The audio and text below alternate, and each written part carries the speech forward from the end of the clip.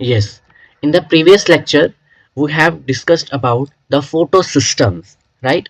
And photosystems are very much important for the process of photosynthesis. क्यों? क्योंकि photosystems के अंदर pigments होते हैं, right?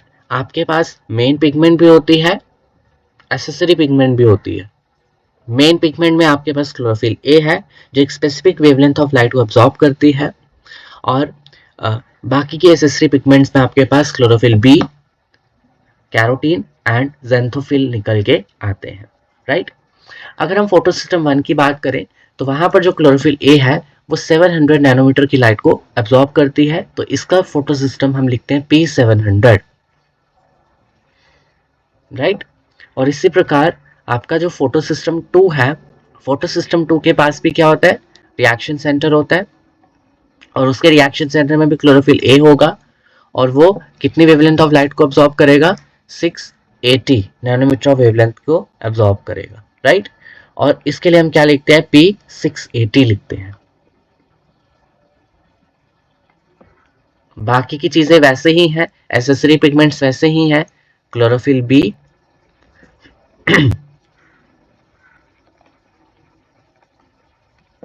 कैरोटीनॉइड्स, ठीक है। कैरोटीनॉइड्स में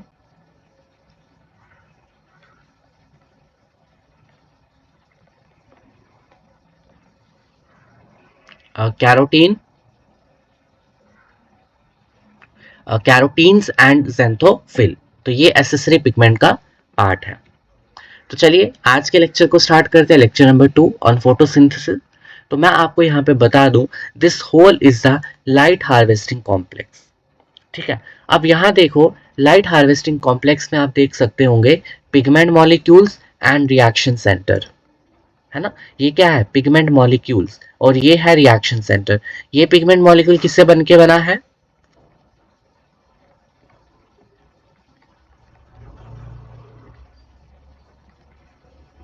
ये पिगमेंट मॉलिक्यूल एसेसरी पिगमेंट से मिलके बना है, और रिएक्शन सेंटर में कौन सा होता है, क्लोरोफिल ए, ठीक है। अब जब हमारे इस पिगमेंट के ऊपर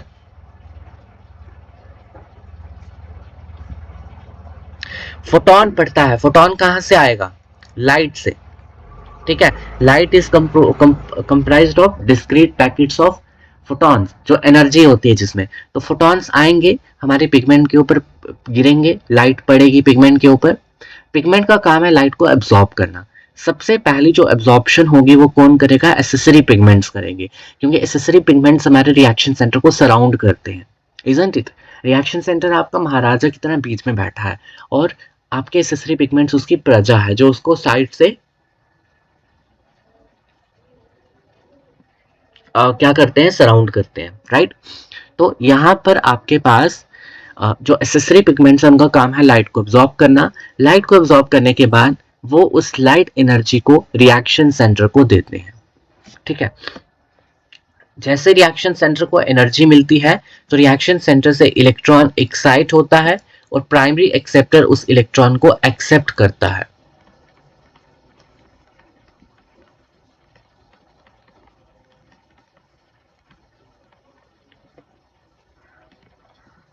ओके, तो एक्साइटेड इलेक्ट्रॉन को जो एक्सेप्ट करेगा वो कौन करेगा, प्राइमरी एक्सेप्टर करेगा, ठीक है। तो इलेक्ट्रॉन ऊपर गया, तो फिर वो इलेक्ट्रॉन आगे चल के इलेक्ट्रॉन ट्रांसपोर्ट चेन में एंटर करता है, एटीपी और एनएडीपीएच को बनाता है।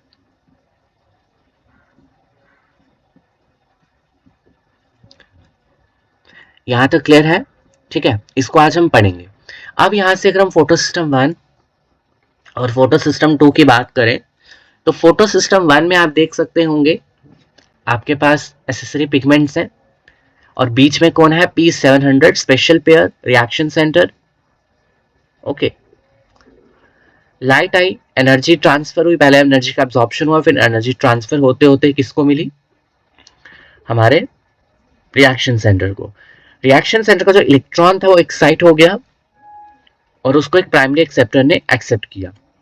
वैसे ही फोटो सिस्टम 2 है, फोटो सिस्टम 2 में भी आपका लाइट आएगी, एसेसरी पिगमेंट्स उसको एब्जॉर्ब करेंगे, लाइट का ट्रांसफर होगा, ट्रांसफर होने के बाद वो रिएक्शन सेंटर को मिलेगी, रिएक्शन सेंटर का इलेक्ट्रॉन एक्साइट हो जाएगा और एक्साइट होके फियोफाइटिन नाम के प्राइमरी एक्सेप्टर को इलेक्ट्रॉन मिल जाएगा। ये होता है फोटो सिस्टम 2 के केस में। तो यहां से आपको दो चीजें याद रखनी है, फोटो सिस्टम 2 का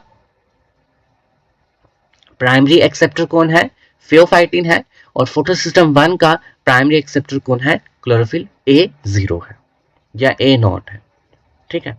एंड सेकेंडली फोटो सिस्टम 2 के साथ एसोसिएटेड है फोटो ऑक्सीडेशन ऑफ वाटर। तो यहाँ पे जो फोटोलिसिस हो रही है पानी की, फोटोलिसिस ऑफ वाटर, वो किसके साथ एसोसिएटेड है, फोटो सिस्टम 2 के साथ। जब भी आपका इलेक्ट्रॉन यहाँ से एक्साइट हो जाता है तो आपके क्लोरोफिल में इलेक्ट्रॉन की कमी हो जाती है और उस डिफिशियंसी को हमें फुलफिल करना होता है। तो उस डिफिशियंसी को कौन फुलफिल करेगा, वाटर अपना इलेक्ट्रॉन इस क्लोरोफिल को दे देगा, सो दैट हमारे इस क्लोरोफिल की डिफिशियंसी फुलफिल हो जाए। क्लियर? यहां तक आपको समझ आया? ठीक है, अब आगे बढ़ते हैं और इसको मैं बाद में लूंगा। अब हम स्टार्ट करते हैं रिएक्शन सेंटर को, सॉरी रिएक्शन सेंटर नहीं, लाइट रिएक्शन।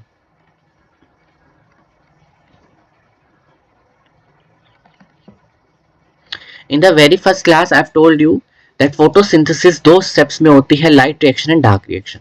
तो अब हम लाइट रिएक्शन को डिटेल में डिस्कस करने वाले हैं।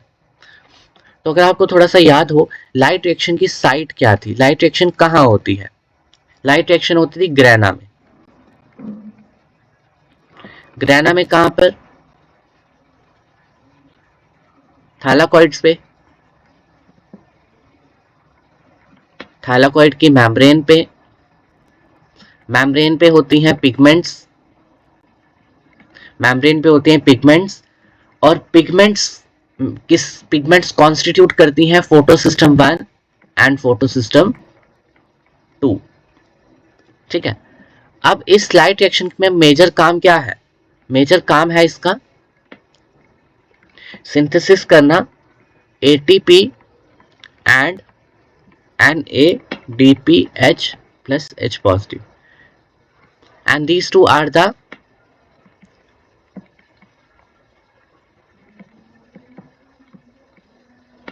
assimilatory powers। ओके, जैसे आपके पास है एटीपी,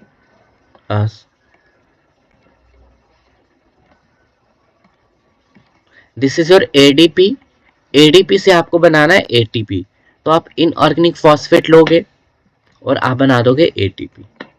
अब ये एटीपी किस प्रेजेंस में होता है, लाइट की प्रेजेंस में, लाइट की प्रेजेंस में ही आपका इनऑर्गेनिक फॉस्फेट एडीपी के साथ जुड़ता है, बनाता है एटीपी। इस प्रोसेस को हम नाम देते हैं फोटोफॉस्फोराइलेशन, फोटोफॉस्फोराइलेशन, क्योंकि लाइट की प्रेजेंस में फॉस्फेट को एटीपी के साथ जोड़ा जा रहा है, तो ये हो जाता है फोटोफॉस्फोराइलेशन। फोटोफॉस्फोराइलेशन कहाँ होती है, क्लोरोप्लास्ट में ही होती है। फोटोफॉस्फोराइलेशन दो तरह की होती है, नॉन साइक्लिक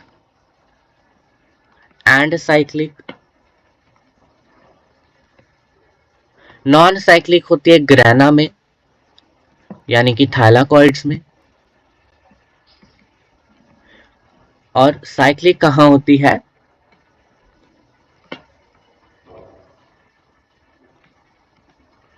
नॉन साइक्लिक में two photo systems are involve, photo system 1 and photo system 2। Cyclic में only photo system 1 is involve.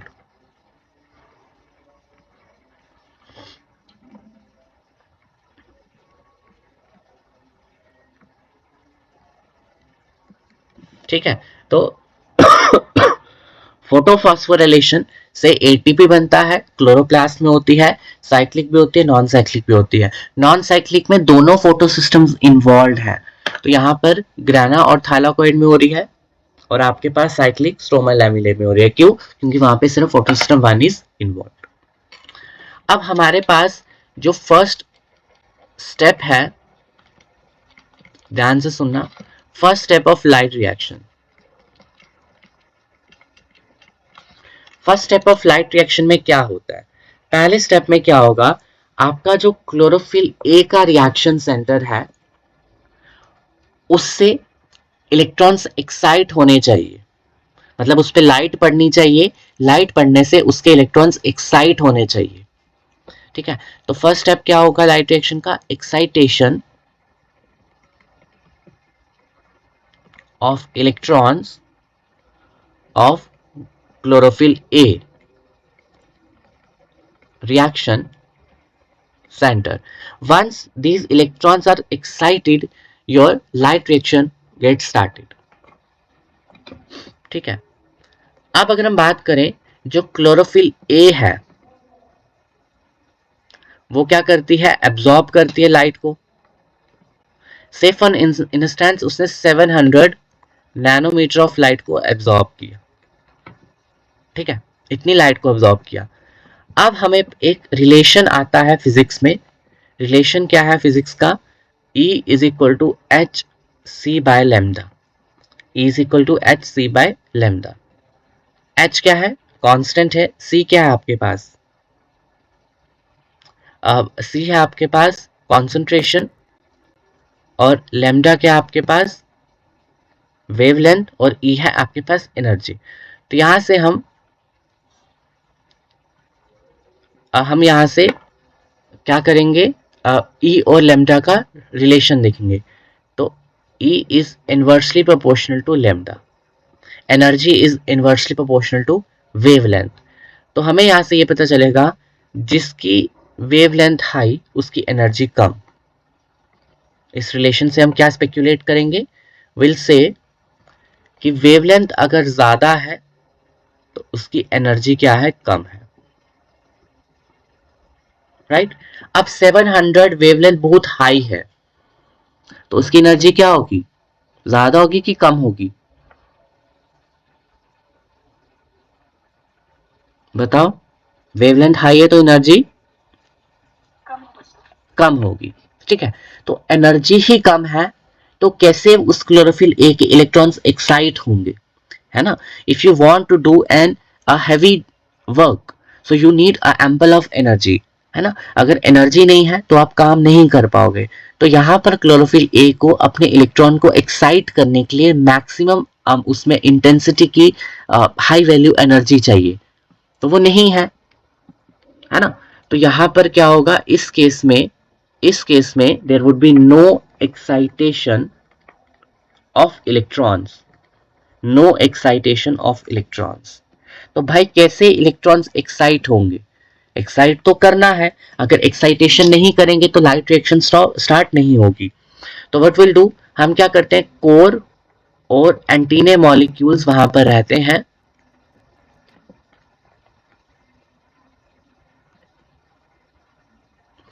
which are made up of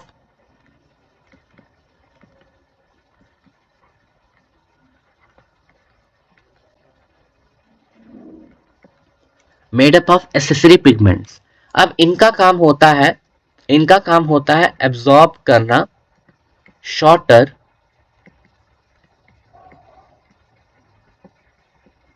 wavelength of light.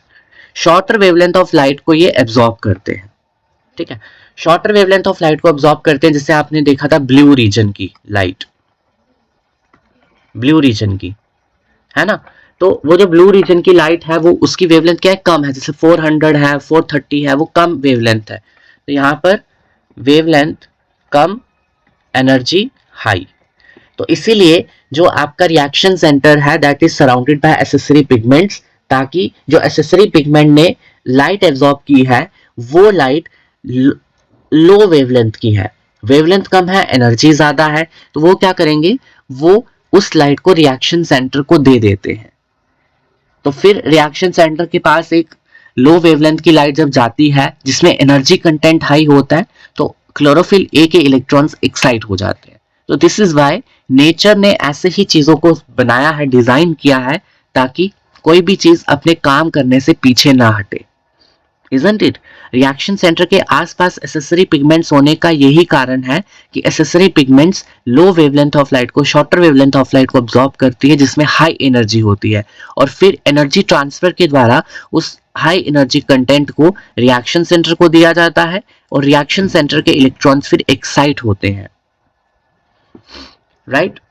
तो यहां पर हम लिखेंगे, पहला तो ये आ गया, एक मिनट, दूसरा पॉइंट हम यहां पे लिखेंगे, दे ट्रांसफर देयर एनर्जी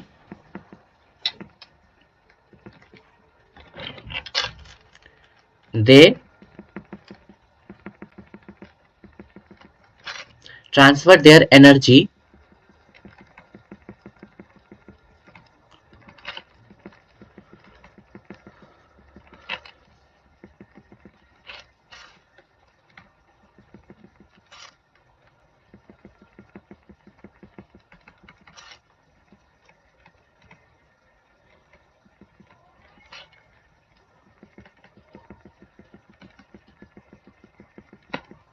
ठीक है। So they transfer their energy to reaction centre यानी कि chlorophyll a, so that excitation of electrons of chlorophyll a और reaction centre takes place. Okay, so ये है लाइट रिएक्शन का स्टार्टिंग का process. अब लाइट रिएक्शन में हम पढ़ते हैं जेड स्कीम के बारे में। लाइट रिएक्शन में हम क्या पढ़ते हैं? जेड स्कीम के बारे में और इलेक्ट्रॉन ट्रांसपोर्ट चेन के बारे में। इलेक्ट्रॉन ट्रांसपोर्ट चेन और जेड स्कीम से हम ये देखते हैं कैसे इलेक्ट्रॉन आगे मूव कर रहा है, इलेक्ट्रॉन्स मूव करता है, ठीक है। इलेक्ट्रॉन डिफरेंट यहाँ पर आपके पास इलेक्ट्रॉन एक्सेप्टर्स होते हैं और कुछ कॉम्प्लेक्सेस होते हैं जिसके द्वारा आपका इलेक्ट्रॉन मूव करता है, and finally ATP and NADPH बनते हैं। तो यू कैन सी हियर, ये यहाँ पर एटीपी बन रहा है और ये यहाँ पर NADPH बन रहा है, राइट? ATP and NADPH। तो ये जो दो चीजें बन रही हैं ये इसी इलेक्ट्रॉन ट्रांसपोर्ट चेन के प्रोडक्ट्स हैं, लाइट रिएक्शन के प्रोडक्ट्स हैं, ठीक है। तो चलिए पढ़ते हैं जेड स्कीम और इलेक्ट्रॉन ट्रांसपोर्ट चेन के बारे में। ये डायग्राम है, सबसे पहले मैं डायग्राम से समझाता हूँ। इलेक्ट्रॉन ट्रांसपोर्ट चेन में 2 फोटो सिस्टम्स इन्वॉल्व होंगे, ठीक है। और ये कौन सी वाली इलेक्ट्रॉन ट्रांसपोर्ट चेन है? नॉन साइक्लिक, ठीक है। कौन सी है? Non cyclic. तो नॉन साइक्लिक में दोनों फोटो सिस्टम्स इन्वॉल्व होते हैं, PS1 भी PS2 भी। अब इसकी जो बेसिक स्ट्रक्चर है वो कैसा है, ऑर्गेनाइजेशन कैसी है? सबसे पहले यहां पर होगा आपका फोटो सिस्टम 2। यहां पर कौन होगा? Photo system 2। सबसे पहले लाइट इसी पे पड़ेगी। कितनी लाइट एब्जॉर्ब करता है ये? 680 नैनोमीटर की लाइट को एब्जॉर्ब करता है। लाइट आई, लाइट देखो पड़ रही है। जैसे इस पे लाइट पड़ेगी सभी वहां पे कॉम्प्लेक्सेस होंगे, आपके पास पूरा फोटो सिस्टम होगा, है ना। रिएक्शन सेंटर को लाइट प्रोवाइड की जाएगी, एनर्जी प्रोवाइड की जाएगी, और रिएक्शन सेंटर यानी कि क्लोरोफिल ए का जो इलेक्ट्रॉन है वो एक्साइट होके प्राइमरी एक्सेप्टर के पास पहुंचेगा। और प्राइमरी एक्सेप्टर का नाम यहाँ पे क्या होता है? फियोफाइटिन। क्या नाम होता है इसमें? फियोफाइटिन, ठीक है। तो प्राइमरी इलेक्ट्रॉन फियोफाइटिन के पास आपका इलेक्ट्रॉन पहुंचा।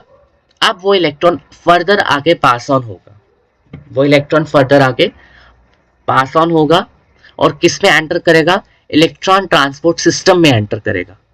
इलेक्ट्रॉन ट्रांसपोर्ट सिस्टम में जब एंटर करेगा, मीनवाइल यहां पर एडीपी इनऑर्गेनिक फॉस्फेट से जुड़ रहा है और एटीपी बना रहा है, मतलब इस स्टेप में एटीपी बन जाएगा बाय फोटोफॉस्फोराइलेशन।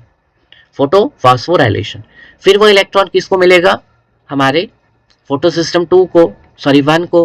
फोटो सिस्टम 1 में क्लोरोफिल ए है, कौन सा वाला है? 700 वाला। फिर वो इलेक्ट्रॉन इसको मिलेगा, क्यों? क्योंकि इस पे भी एक टाइम पे लाइट पड़ी थी, इसका भी इलेक्ट्रॉन एक्साइट हो गया था, ठीक है। जब जब लाइट पड़ती है तब तक इलेक्ट्रॉन्स की एक्साइटेशन हो जाती है। तो यहाँ पर भी एक्साइटेशन हो गई थी इलेक्ट्रॉन की, यहाँ पे मैं इलेक्ट्रॉन बना देता हूँ, और इलेक्ट्रॉन की एक्साइटेशन से इस PS1 में भी डेफिशिएंसी बन गई थी, और वो डेफिशिएंसी हमारा यहाँ से आता हुआ इलेक्ट्रॉन फुलफिल करेगा। ठीक है। तो ये जो इलेक्ट्रॉन यहाँ से मूव करता करता इलेक्ट्रॉन ट्रांसपोर्ट सिस्टम से आगे बढ़ता हुआ जाएगा और PS1 को प्रोवाइड किया जाएगा। क्यों? क्योंकि PS1 में ही लाइट पड़ने से इलेक्ट्रॉन एक्साइट हुआ था, डेफिशिएंसी थी। फिर वो अगेन इलेक्ट्रॉन एक्सेप्टर है PS1 का, वो इलेक्ट्रॉन इसको ले लेगा और देन उस इलेक्ट्रॉन को यूटिलाइज किया जाएगा for the reduction of NADP+ और बना दिया जाएगा NADPH। यहाँ पे रिडक्शन हो रही है, इलेक्ट्रॉन दिया जा रहा है किसको? NADP+ को, और बनाया जा रहा है NADPH। क्या बनाया जा रहा है? NADPH बनाया जा रहा है। ठीक है। अब बात आती है PS2 की। PS2 की इलेक्ट्रॉन डेफिशिएंसी को कौन फुलफिल करेगा? है ना, इसने ही तो इलेक्ट्रॉन यहाँ से भेजा था, आगे आगे भेजा था, बट इसकी डेफिशिएंसी को कौन फुलफिल करेगा? वाटर। आपको पता है जो वाटर है वो टूटता है, फोटोलिसिस होती है वाटर की। दो इलेक्ट्रॉन, एक मॉलिक्यूल अगर है तो दो इलेक्ट्रॉन देगा, दो प्रोटॉन देगा और O2O यहाँ पर बैलेंस। अगर आप इसको दो इलेक्ट्रॉन दो दो ले लेते हो तो ये 4 बन जाएगा, ये 4 बन जाएगा, ये 2 बन जाएगा। ठीक है। तो बैलेंस आपने खुद करना है इसको।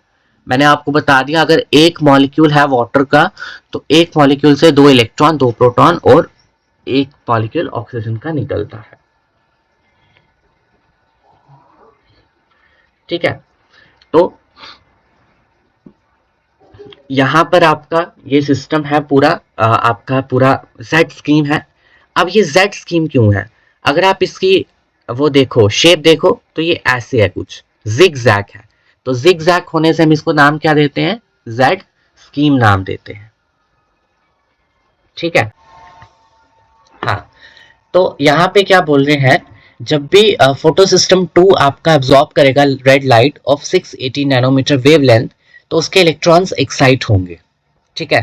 और वो इलेक्ट्रॉन्स किसके पास जाएंगे? फियोफाइटिन के पास जाएंगे, which is a primary electron acceptor. अब वो जो फियोफाइटिन है वो उस इलेक्ट्रॉन को पास करेगा देम टू प्लास्टोक्यूनोन। सबसे पहले किसको देगा? प्लास्टोक्यूनोन को देगा, which in turn sends them to a chain of electron transport system consisting of cytochromes and plastocyanin.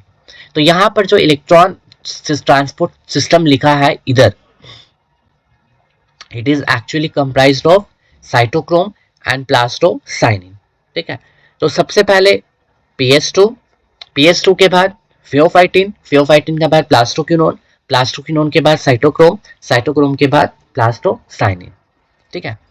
अब ये जो मूवमेंट हम देख पा रहे हैं, ये मूवमेंट हो रही है downhill. The movement of electrons is downhill. Downhill मतलब low redox potential to high redox potential. अब ये क्या है, इसको समझते हैं। देखो, हम यहाँ पे बात कर रहे हैं कि मूवमेंट कैसी हो रही है? डाउन हिल हो रही है। मैं यहाँ पे ले चलता हूँ आपको।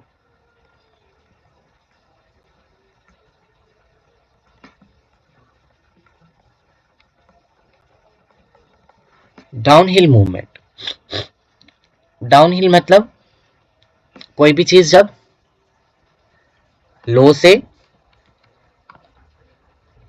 ऊपर से नीचे की तरफ, हाई से लो, है ना, लेकिन कॉन्सेंट्रेशन हाई से लो है, बट जो आपके पास कॉम्प्लेक्सेस है, जिन कॉम्प्लेक्सेस के थ्रू इलेक्ट्रॉन की मूवमेंट हो रही है, वो डाउन हिल है।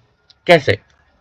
देखो, अगर आपके पास ए नाम का एक कॉम्प्लेक्स है, ये बी नाम का कॉम्प्लेक्स है, ये सी नाम का कॉम्प्लेक्स है। अब मैं इसको ऐसे बनाता हूं,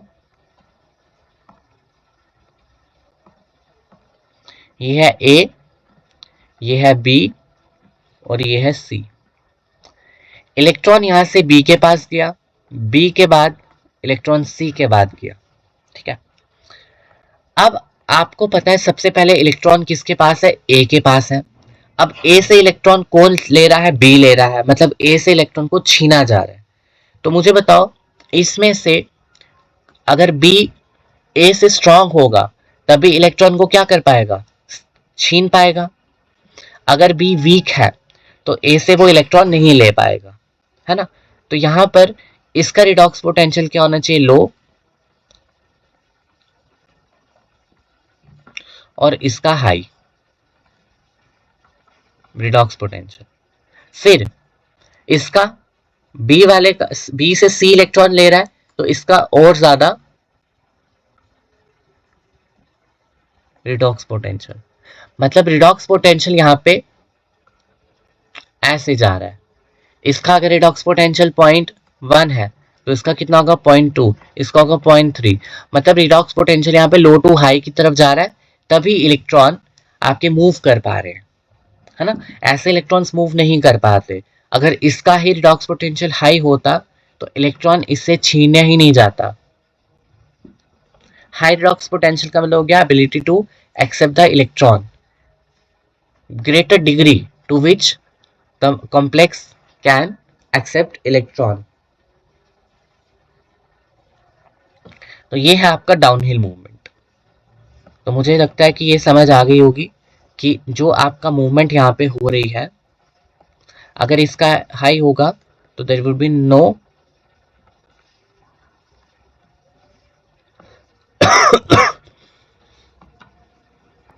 और सारा इरेज हो गया। तो समझ आपको आ गई होगी कि इलेक्ट्रॉन जो है वो डाउनहिल मूव कर रहे हैं लो रिडॉक्स पोटेंशियल से हाई रिडॉक्स पोटेंशियल की तरफ in terms of the redox potential scale. अब जब इलेक्ट्रॉन मूव करते करते कहाँ पहुंचेंगे, फोटोसिस्टम 1 के पास। तो electrons are transfer to the pigments of photosystem 1 via plastocyanin. तो प्लास्टोसाइनिन के द्वारा यहाँ पर प्लास्टोसाइनिन अपने इलेक्ट्रॉन किसको दे देगा, PS1 को दे देगा, यानी कि यहाँ पहुंच गया अब आपका electron. Simultaneously, the electrons in the PS1 are also excited when they receive red light of 700 nanometre. तो वही यहाँ पे बोल रहे हैं जब इस पे 700 नैनोमीटर की लाइट पड़ेगी, तो 700 नैनोमीटर की लाइट जब पड़ती है तो इलेक्ट्रॉन एक्साइट हो जाता है। तो इसका भी इलेक्ट्रॉन एक्साइट हुआ होगा जैसे आपके PS2 का एक्साइट हुआ था। तो फिर यहाँ पर जो एक्साइटेशन होगी इलेक्ट्रॉन की, और उस इलेक्ट्रॉन को अनदर एक्सेप्टर के पास भेजा जाएगा जिसका नाम है फेरिडॉक्सिन। और फेरिडॉक्सिन का ग्रेटर रिडॉक्स पोटेंशियल है, बहुत हाई रिडॉक्स पोटेंशियल है। और फिर वो इलेक्ट्रॉन मूव करेगा downhill two molecule of NADP plus, और NADP प्लस यहाँ पे रिड्यूस हो जाएगा, रिडक्शन हो जाएगी with the help of FNR, that is ferredoxin NADP reductase. तो यहाँ पे आपके पास FNR होता है, FNR फेरिडॉक्सिन NADP रिडक्टेज जो हमारे NADP प्लस की रिडक्शन करता है और NADPH बनाता है। Okay, so the transfer of electrons from PS2 to PS1, photosystem 2 से फोटोसिस्टम 1 की तरफ जो इलेक्ट्रॉन्स का ट्रांसफर हो रहा है, and finally downhill to NADP plus is called the Z scheme due to its zigzag shape. This shape is formed when all the carriers are placed in a sequence on a redox potential scale। तो जितने भी carriers हैं, जितने भी electrons को carry करने वाले हैं, उनको एक सीक्वेंस में रखना है। और वो सीक्वेंस किस बेसिस पे होगा, रिडॉक्स पोटेंशियल स्केल के बेसिस पे। जिसका रिडॉक्स पोटेंशियल कम वो ऊपर आएगा, जिसका रिडॉक्स पोटेंशियल ज्यादा वो नीचे आएगा। तो वैसे हम असेंडिंग फॉर्म में उसको, असेंडिंग ऑर्डर में हम उसको अरेंज करेंगे बेसिस ऑफ रिडॉक्स पोटेंशियल के बेसिस पे, और फिर वो बन जाएगा Z स्कीम, और उसमें से इलेक्ट्रॉन्स का ट्रांसफर होगा। समझ आई?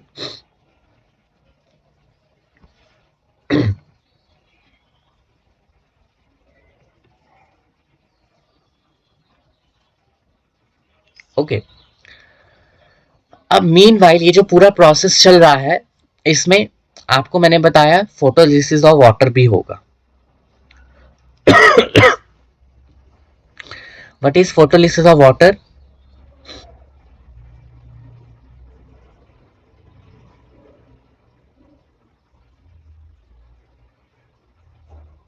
मेरी आवाज आ रही है? Okay, very nice. Photolysis of water क्या होता है?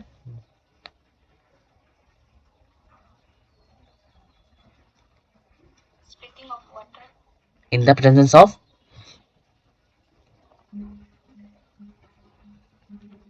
In the presence of light. ठीक है, लाइट की प्रेजेंस में आपका पानी टूटेगा। तो वाटर स्प्लिटिंग कहाँ होती है? ये PS2 के साथ। ठीक है, PS2 के साथ, ये चीज याद रखती है, PS2 के साथ है वाटर स्प्लिटिंग कॉम्प्लेक्स जो पानी को तोड़ेगा। कहाँ होता है? Inner side of the thylakoid membrane. या आपके पास अगर एक थाइलाकोइड है, थाइलाकोइड की इनर मेम्ब्रेन पे यहां पे होगा। वाटर इज स्प्लिट इनटू, ये चीजें मैंने बता दी। PS2 can supply electrons continuously by replacing electrons from the water splitting. तो PS2 कंटिन्यूसली जो है इलेक्ट्रॉन्स को दे सकता है।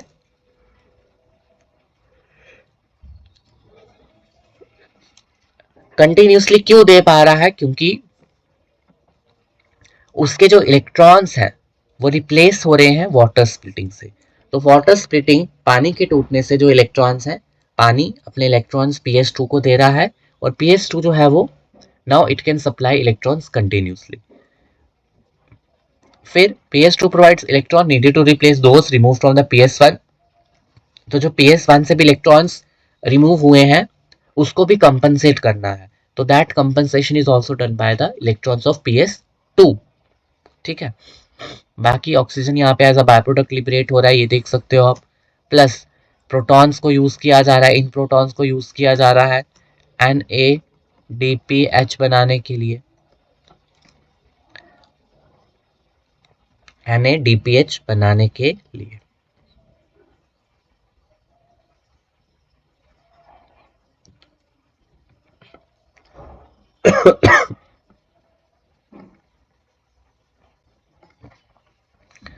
अब मैं आपके साथ स्टेप्स डिस्कस कर लेता हूं।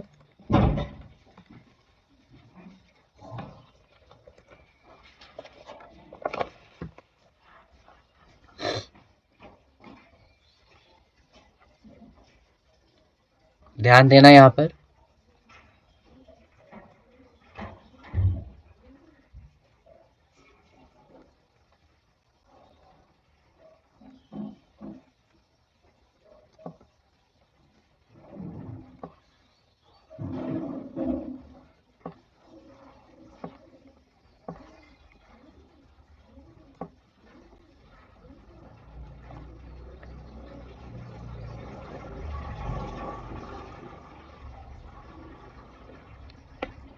तो ये है थाइलाकॉइड। एक थाइलाकॉइड मैंने बनाया, थाइलाकॉइड की मेम्ब्रेन है और बीच में ये स्पेस है जिसे हम ल्यूमन कह रहे हैं। ठीक है। ये बाय लेयर होता है, दो लेयर, यहाँ पर ये लेयर्स होती हैं, इसके पास दो लेयर हैं। अब यहाँ पे प्रेजेंट है आपका रिएक्शन सेंटर।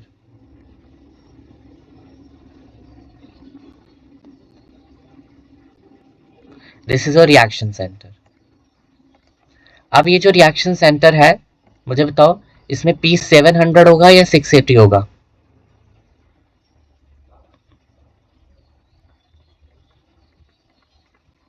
ये PS2 है। PS2 का रिएक्शन सेंटर P680 होता है या 700 होता है? No, P680। पहले बताया ना मैंने आपको, P680। ओके।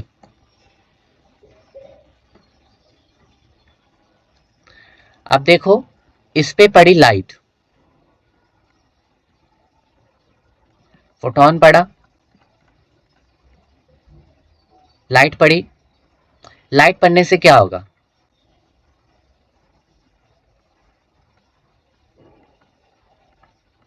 दो इलेक्ट्रॉन्स यहां से निकल गए, दो इलेक्ट्रॉन यहां से एक्साइट हुए, और उन दो इलेक्ट्रॉन्स को किसने एक्सेप्ट किया? क्या नाम होता है उसका? फियोफाइटिन। क्या नाम होता है उसका? फियोफाइटिन।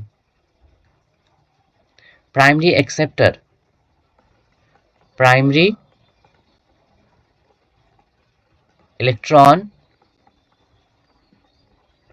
एक्सेप्टर। इलेक्ट्रॉन ले लिया इसने। अब वो इलेक्ट्रॉन किसको दिया? प्लास्टोक्यूनोन को। प्लास्टोक्यूनोन,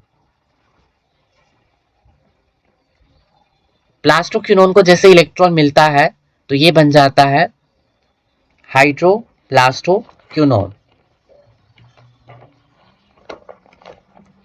हाइड्रोप्लास्टोक्विनोन नहीं, सेमीक्विनोन रेडिकल Pq2-, जैसे इसको इलेक्ट्रॉन मिला ना, ये बन गया Pq2-, रेडिकल बन गया। अब यहां से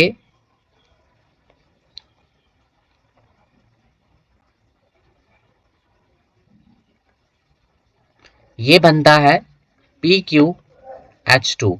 क्यों? क्योंकि बाहर से स्ट्रोमा रीजन से कुछ प्रोटॉन्स आते हैं। स्ट्रोमा रीजन से कौन आते हैं? प्रोटॉन, 2 प्रोटॉन, और वो 2 प्रोटॉन इसके साथ जुड़ते हैं। इलेक्ट्रॉन तो 2 है ही, इलेक्ट्रॉन तो 2 है ही यहां से, तो ये बन जाता है PqH2। क्या बन जाता है? PqH2।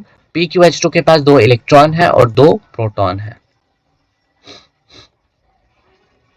और ये वापस से जब इलेक्ट्रॉन को दे देता है फर्दर आगे, तो ये ऑक्सीडाइज हो जाता है और बन जाता है PQ। और यहाँ पे एक साइकिल लगता है जिसे बोलते हैं क्यू साइकिल।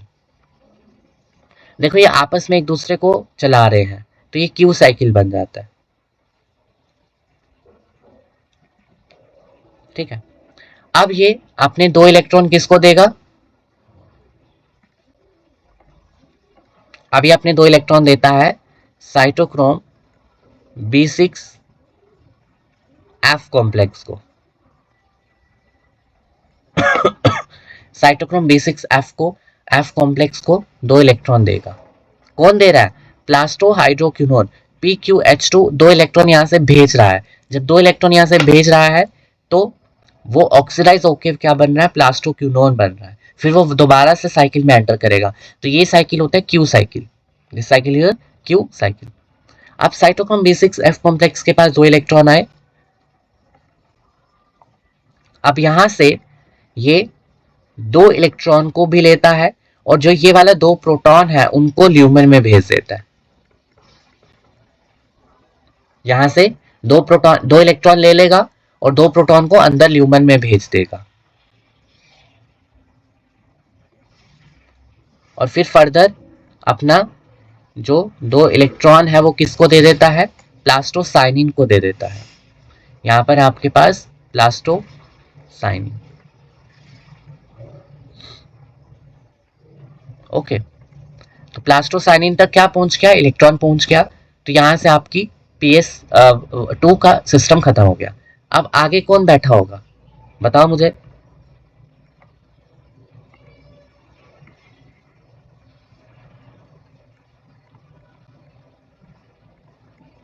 T700। T700 कौन होता है? फोटो सिस्टम 1 होता है, 2 होता है?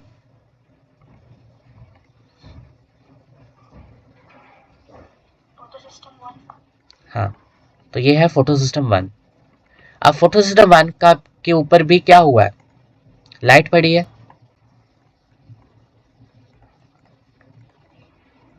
इसका इलेक्ट्रॉन भी क्या हुआ है? एक्साइट हुआ है। इलेक्ट्रॉन को किसने लिया है? कुछ आयरन सल्फर प्रोटीन्स होते हैं, FeS। फिर वो अपने 2 इलेक्ट्रॉन किसको दे देगा? फेरिडॉक्सिन को, FD को।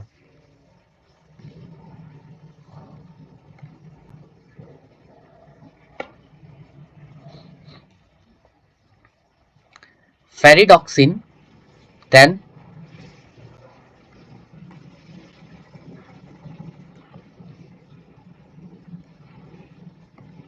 थोड़ा सा इसको इलोंगेट कर लेते हैं।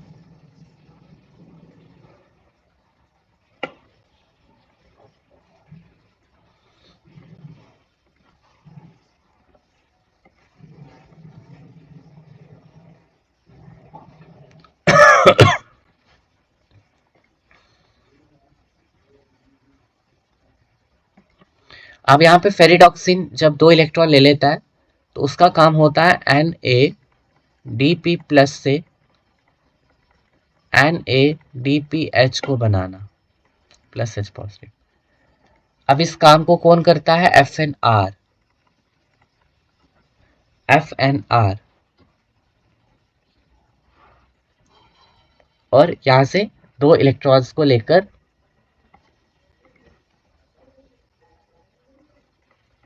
NADPH बनाया जाता है।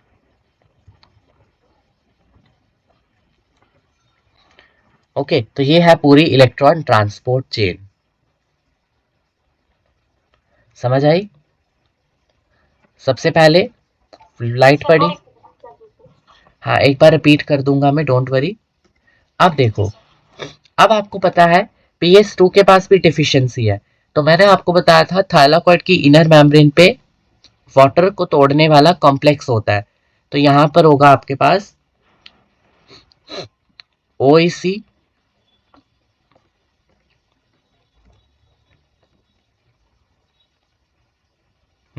इससे बनाते हैं। तो यहाँ पे होगा आपके पास ऑक्सीजन इवॉल्विंग कॉम्प्लेक्स प्लस जो बना होगा Mn से, Mn2 प्लस से, कैल्शियम से, क्लोराइड से। तो जगह oxygen evolving complex, oxygen evolving complex, और यहां पर हो रहा है वाटर का ब्रेकडाउन, पानी का टूटना।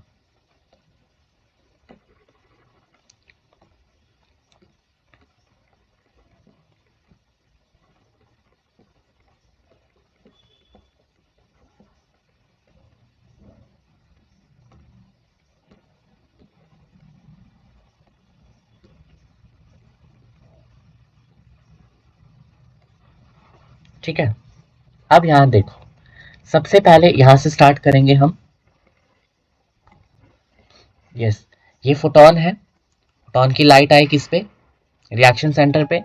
मतलब आपके फोटो सिस्टम 2 ने लाइट को एब्जॉर्ब किया, रिएक्शन सेंटर को दिया, रिएक्शन सेंटर का इलेक्ट्रॉन एक्साइट हो गया। कितने इलेक्ट्रॉन्स एक्साइट होते हैं? 2 इलेक्ट्रॉन्स। 2 इलेक्ट्रॉन्स एक्साइट हुए, किसने लिए? फियोफाइटिन ने लिए। सबसे पहला नाम है pheophytin. Pheophytin is a primary electron acceptor of photo system 2। जो भी इलेक्ट्रॉन ये एक्साइट करेगा वो कौन लेगा? फियोफाइटिन लेगा। अब फियोफाइटिन 2 इलेक्ट्रॉन किसको दे रहा है? प्लास्टोक्यूनोन को दे रहा है, PQ को दे रहा है, प्लास्टोक्यूनोन को। अब ये प्लास्टोक्यूनोन जब 2 इलेक्ट्रॉन्स को एक्सेप्ट करता है तो ये बन जाता है PQ2 नेगेटिव, सेमीक्यूनोन। मैं लिखवाऊंगा ये सेमीक्यूनोन। फिर अब यहां से फर्दर जब ये 2 इलेक्ट्रॉन आगे देता है, लेकिन इस दौरान 2 प्रोटॉन अंदर भी आते हैं। तो यहां पर एक प्रोटॉन गेट होता है इस पॉइंट पे। इस पॉइंट पे इसकी एक स्पेशल फीचर है कि ये आपका 2 इलेक्ट्रॉन तो लेता है प्लस 2 प्रोटॉन भी एक्सेप्ट करता है। तो 2 प्रोटॉन 2 इलेक्ट्रॉन लेकर बन जाता है ये PQH2। क्या बन जाता है? प्लास्टोहाइड्रोक्विनोन। ठीक है, अब प्लास्टोहाइड्रोक्विनोन कहता है कि मैं ज्यादा देर तक इलेक्ट्रॉन्स नहीं रखूंगा और प्रोटॉन्स भी नहीं रखूंगा। तो ये इलेक्ट्रॉन दे देता है साइटोक्रोम B6F कॉम्प्लेक्स को, और 2 प्रोटॉन वो भेज देता है ल्यूमन में। ये वाले 2 प्रोटॉन 2H पॉजिटिव को भेज देता है ल्यूमन में, और 2 इलेक्ट्रॉन दे देता है साइटोक्रोम B6F कॉम्प्लेक्स को।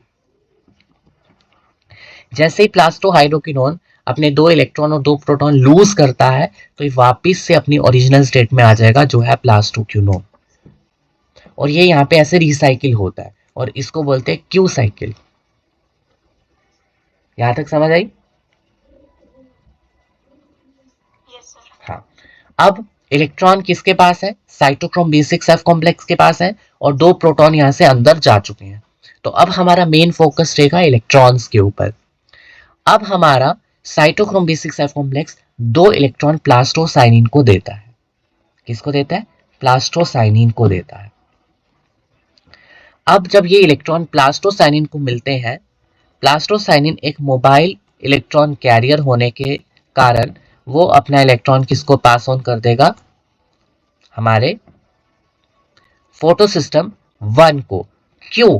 क्योंकि फोटो सिस्टम 1 का जो इलेक्ट्रॉन है वो भी एक्साइट हुआ था लाइट पड़ने पर। तो इसकी डेफिशिएंसी को फुलफिल कौन कर रहा है? Electron which is coming from PS2। PS2 का जो इलेक्ट्रॉन घूम के आ रहा है,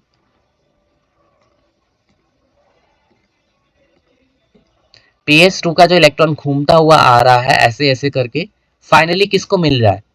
PS1 को। Sorry.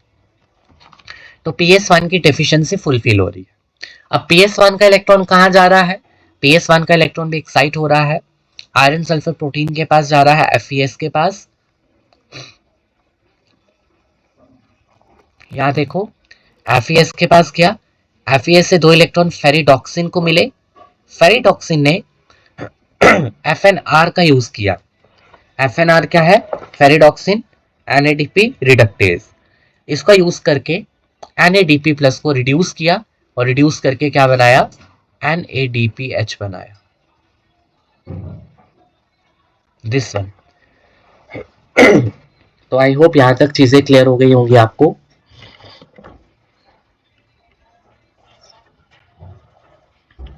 If you still have any doubt तो यू कैन आस्क। इसको आपको एक दो बार पढ़ना पड़ेगा, ठीक है, फिर आपको अच्छे से हो जाएगा। तो ये Z स्कीम भी है और this is your non cyclic electron transport chain. ठीक है, नॉन साइक्लिक क्यों? क्योंकि जो आपका इलेक्ट्रॉन है वो वापिस नहीं आ रहा, यहां से इलेक्ट्रॉन निकलता निकलता फाइनली यहां खत्म हो रहा है। तो इलेक्ट्रॉन की साइक्लिंग नहीं हो रही, नॉन साइक्लिक है ये।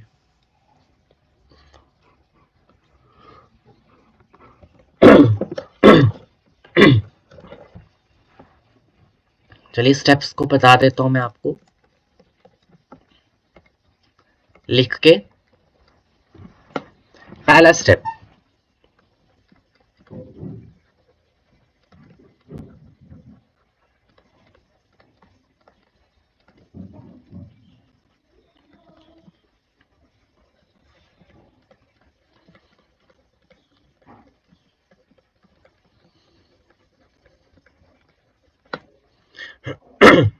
दो फोटॉन, जब दो फोटॉन यहां पे पड़ते हैं तो 2 इलेक्ट्रॉन्स ऑफ क्लोरोफिल A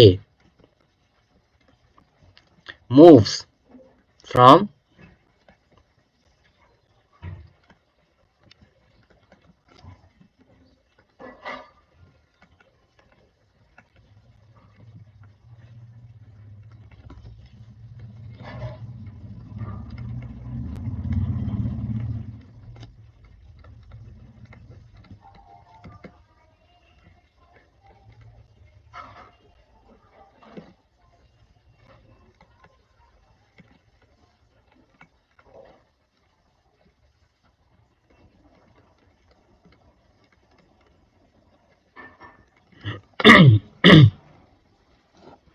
तो जो दो इलेक्ट्रॉन एक्साइट हुए हैं उनको फियोफाइटिन एक्सेप्ट करता है। फियोफाइटिन क्या है एक्चुअली? फियोफाइटिन एक आउटर सरफेस ऑफ थाइलाकॉइड में प्रेजेंट होता है, आउटर सरफेस ऑफ थाइलाकॉइड। और ये एक ऐसा मॉलिक्यूल है which is a kind of chlorophyll, chlorophyll की तरह ही है, टेट्रापायरोल से बना हुआ, लेकिन उसके बीच में मैग्नीशियम नहीं होता है। मैग्नीशियम को निकाल दो बीच से तो बन जाएगा फियोफाइटिन और मैग्नीशियम को बीच में रखोगे बन जाएगा क्लोरोफिल। ठीक है, तो आपसे पूछ सकते हैं फियोफाइटिन और क्लोरोफिल में क्या डिफरेंस है। फियोफाइटिन के पास मैग्नीशियम आयन नहीं होता, क्लोरोफिल के पास मैग्नीशियम आयन होता है। अब जब ये इलेक्ट्रॉन्स एक्साइट हुए हैं, डेफिशिएंसी क्रिएट हो जाएगी, किस में? PS2 में। फिर उस डेफिशिएंसी को कौन फुलफिल करेगा?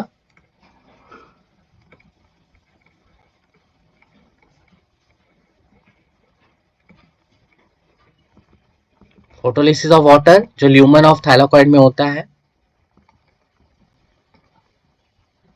और इनर साइड पे वाटर टूटता है लाइट की प्रेजेंस में, बनाता है 2 इलेक्ट्रॉन, 2 प्रोटॉन और ऑक्सीजन। अब इस चीज के लिए कुछ आयंस यहाँ पे रिक्वायर्ड होते हैं, chloride ion, Mn+2 ion, calcium ion. और ये किसका पार्ट होते हैं? These are the part of oxygen evolving complex, OEC, जो ऑक्सीजन को इवॉल्व करता है। oxygen evolving complex.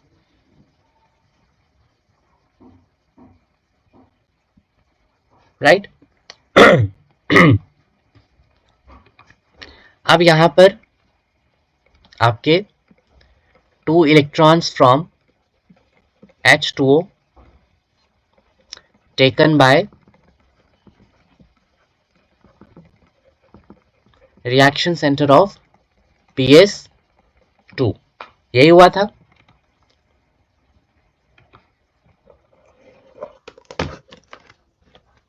अब जो आपके पास 2 इलेक्ट्रॉन फेयोफाइटिन के पास हैं, मूव्स फ्रॉम फेयोफाइटिन, अब ऊपर आ जाओ. फेयोफाइटिन से किसके पास जाएंगे? प्लास्टोक्विनोन के पास, PQ के पास. अब PQ becomes PQ2 माइनस, क्योंकि 2 इलेक्ट्रॉन्स एक्सेप्ट किए हैं. PQ2 minus derive proton. Proton लेगा, कितने प्रोटॉन? 2 प्रोटॉन फ्रॉम स्ट्रोमा से. याद करो बाहर से 2 प्रोटॉन आते थे. यहां पर ये देखो, ये ग्रीन वाला बाहर से आ रहे हैं. तो from stroma and becomes plastoquinone, that is PQH2. अब इस PQH2 के पास 2 इलेक्ट्रॉन है और 2 ही प्रोटॉन है.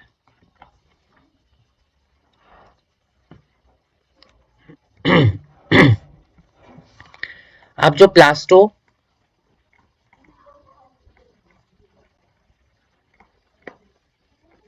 हाइड्रोक्विनोन है वो अपने इलेक्ट्रॉन वापस देगा, ट्रांसफर इट्स 2 इलेक्ट्रॉन्स किसको देगा? साइटोक्रोम B6F कॉम्प्लेक्स को, जो पंप करेगा,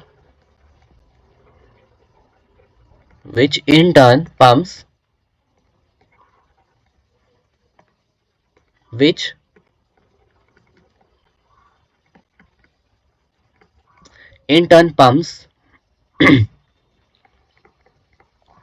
two proton into the lumen of thylakoid. Let me show you. यहां देखो, ये अंदर आ रहे हैं, ये है ल्यूमन ऑफ थैलाकॉइड. ये पार्ट मैंने लिख दिया, दिस पार्ट. ओके. अब जो साइटोक्रोम B6F कॉम्प्लेक्स है पासिस 2 इलेक्ट्रॉन टू किसको देगा? प्लास्टोसाइनिन को. ब्लू कलर का होता है ये प्लास्टोसाइनिन. प्लास्टोसाइनिन एक मोबाइल इलेक्ट्रॉन कैरियर होता है जो मूव कर सकता है, और मूव करके ये इलेक्ट्रॉन किसको देता है? Reaction centre of PS1.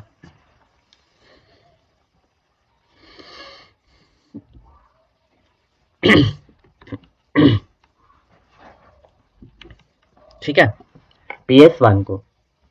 ये पूरा प्रोसेस यहाँ पे दिखाया गया है अच्छे से, इसको आप देख सकते हो. अब नेक्स्ट पॉइंट, अगेन 2 फोटॉन आएंगे और PS2 के रिएक्शन, PS1 के रिएक्शन सेंटर पे पड़ेंगे.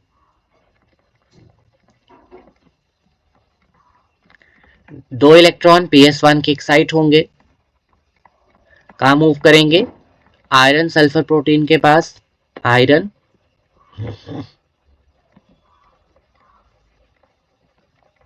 Sulphur protein. सो यहां पर क्या हो जाएगी? डेफिशिएंसी हो जाएगी.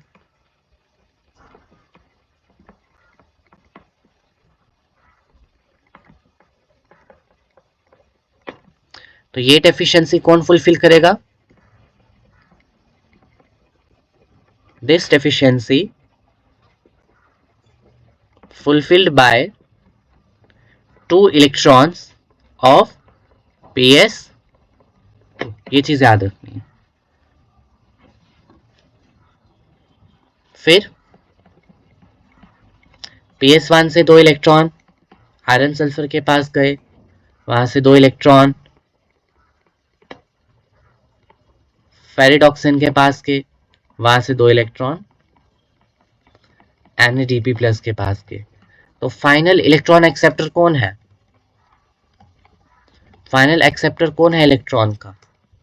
इज NADP+, और ये कन्वर्ट हो रहा है NADPH+ H+ में। कैसे कन्वर्ट हो रहा है? With the help of FNR, that is ferredoxin NADP+ reductase, जो कहां प्रेजेंट होता है? Outer membrane of thylakoid. तभी मैंने इसको यहां पे बनाया, देख सकते हो यहां पर। तो ये आउटर मेम्ब्रेन ऑफ थाइलाकॉइड पे ही ये प्रेजेंट होता है। तो NADP+ ने क्या किया? 2 इलेक्ट्रॉन्स लिए और 2 ही प्रोटॉन लिए, तो बना दिया NADPH+ H+। तो मुझे बताओ ये समझ आ गया?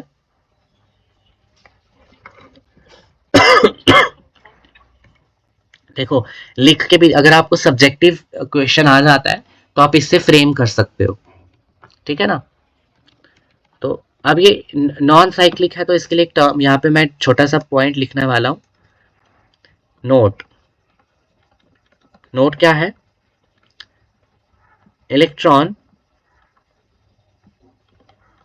released from PS2 never comes back to PS2, so it is non-cyclic।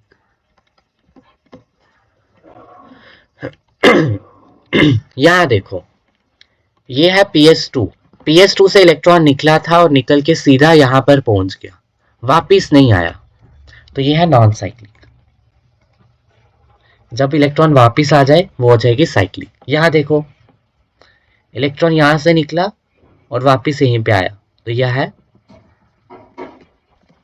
Cyclic, जिसे हम नेक्स्ट क्लास में डिस्कस करेंगे। तो आई होप यहां तक आपको समझ आ गई होगी, ठीक है। तो नॉन साइक्लिक को हम नेक्स्ट क्लास में ले लेंगे। तो बाकी का भी जो भी पार्ट है उसको भी हम पढ़ लेंगे। ये उस दोनों का डिफरेंस है, साइक्लिक नॉन साइक्लिक का मैंने यहाँ पे डाला हुआ है। और इसके अलावा मैं आपको बता दूं, ये है वो absorption spectrum and action spectrum, ये मैंने खुद बनाया था और ये है इसकी diagram, absorption spectrum and action spectrum. इसको भी देख लेना अच्छे से। एंड एक और चीज, क्लोरोफिल का स्ट्रक्चर ये वाला, इसमें देखो मैग्नीशियम आयन है बीच में, जो मैंने हाथ से बनाया था रफली, और एक्चुअल ये ऐसा होता है। इसमें ये 4 टेट्रापायरोल रिंग है, 1 2 3 4, और ये अदर 5th रिंग है। तो ये नाइट्रोजन कंटेनिंग टेट्रापायरोल रिंग है 4, जो आपस में जुड़ी हैं, कोऑर्डिनेट बॉन्ड कोवेलेंट बॉन्ड बना रहे हैं मैग्नीशियम के साथ, और ये 5th है, और यहाँ से आपके पास चेन जुड़ी है, ठीक है।